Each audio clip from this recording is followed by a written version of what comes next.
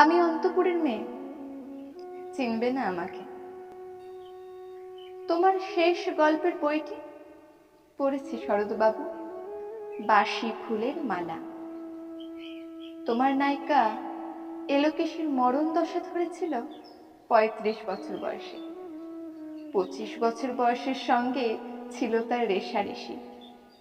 দেখলে তুমি মহোদাশয় বটে, জিতিয়ে দিলে তাকে। নিজের কথা বলি, বয়স আমার একজনের মন ছুঁয়েছিল আমার এই কাঁচা বয়সের মায়া। তাই জেনে পুলক লাগতো আমার দেহে। ভুলে গিয়েছিলেন অত্যন্ত সাধারণ মেয়ে। আমার মতো এমন আছে হাজার হাজার মেয়ে, অল্প বয়সের মন্ত্র তাদের যৌবনে। তোমাকে দোহাই দিই, একটি সাধারণ মেয়ের গল্প লেখো তুমি। বড় দুঃখ তার, তার স্বভাবের গভীরে অসাধারণ যদি কিছু তলিয়ে থাকে কোথাও, কেমন করে প্রমাণ করবে সে? এমন কজন মেলে যারা তা ধরতে পারে? কাঁচা বয়সের জাদু লাগে ওদের চোখে, মন যায় না সত্যের খোঁজে। আমরা বিকিয়ে যাই মরিচিকার দামে।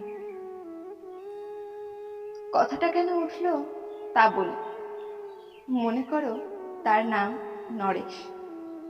সে বলেছিল কেউ তার চোখে পড়েনি আমার মতো।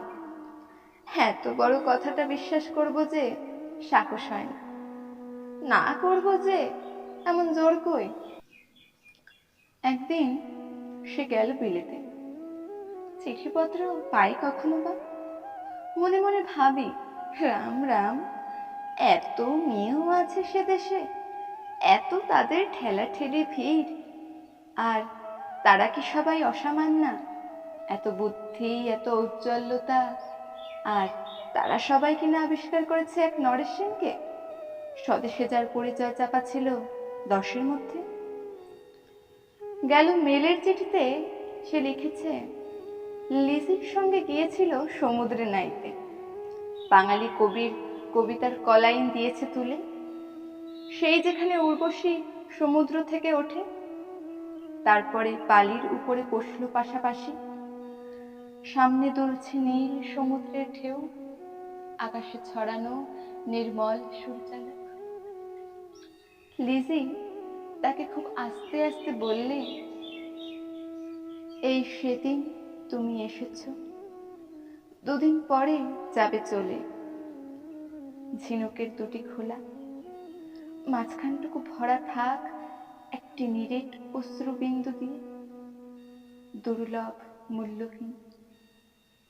কথা বলবার কি অসামান্য ভঙ্গি! সে সঙ্গে নরেশ লিখেছে, কথাগুলো যদি বানানোই হয় দোষ কি, কিন্তু চমৎকার। হিরে বসানো সোনার ফুল কি সত্য? তবুও কি সত্য নয়? বুঝতেই পারছো, একটা তুলনার সংকেত ওর চিঠিতে অদৃশ্য কাটার মতো আমার বুকের কাছে বিধিয়ে দিয়ে জানায়, অত্যন্ত সাধারণ মেয়ে আমি। মূল্যবানকে পুরো মূল্য চুকিয়ে দিই এমন ধন নেই আমার হাতে। ওগো, না হয় তাই হলো, না হয় ঋণী রইলেন চিরজীবন।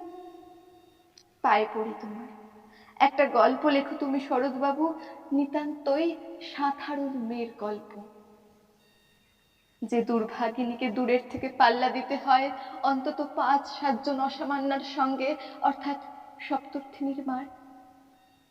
বুঝে নিয়েছি আমার কপাল ভেঙেছে, হার হয়েছে আমার, কিন্তু তুমি যার কথা লিখবে তাকে না হয় জিতিয়ে দিও আমার হয়ে। পড়তে পড়তে বুক যেন ওঠে ফুলে, ফুল চন্দন পড়ুক তোমার কলমের মুখে। তাকে নাম দিও মালতী, ওই নামটা আমার। ধরা পড়বার ভয় নেই, এমন অনেক মালতী আছে বাংলাদেশে, তারা সবাই সামান্য মেয়ে। তারা ফার্সি জার্মান জানে না, তারা কাঁদতে জানে। কি করে জিতিয়ে দেবে? উচ্চ তোমার মন, তোমার লেখনী মহীয়সী। তুমি হয়তো ওকে নিয়ে যাবে ত্যাগের পথে, দুঃখের চরমে শকুন্তলার মতো। দয়া করো আমাকে, নেমে এসো আমার সমতলে।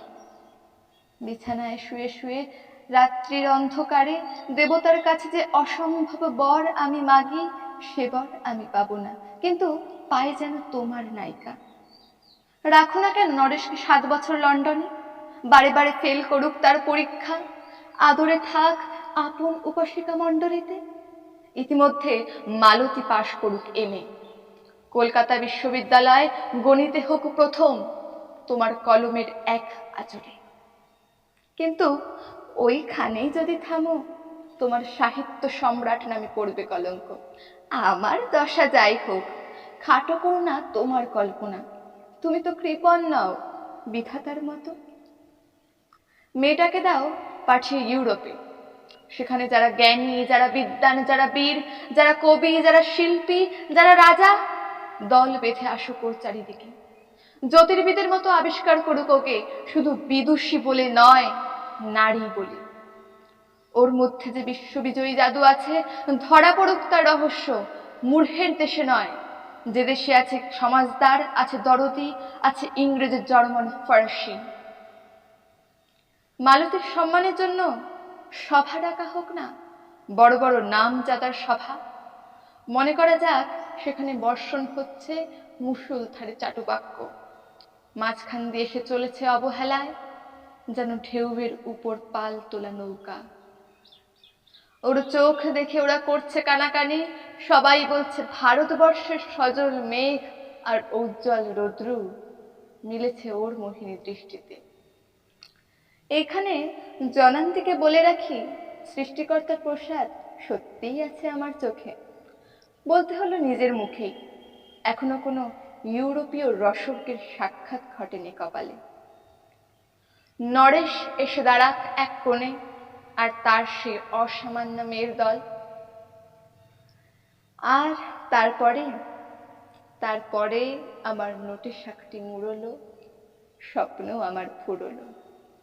হায় রে সামান্য মেয়ে, হায় রে বিধাতার শক্তির অপব্যয়।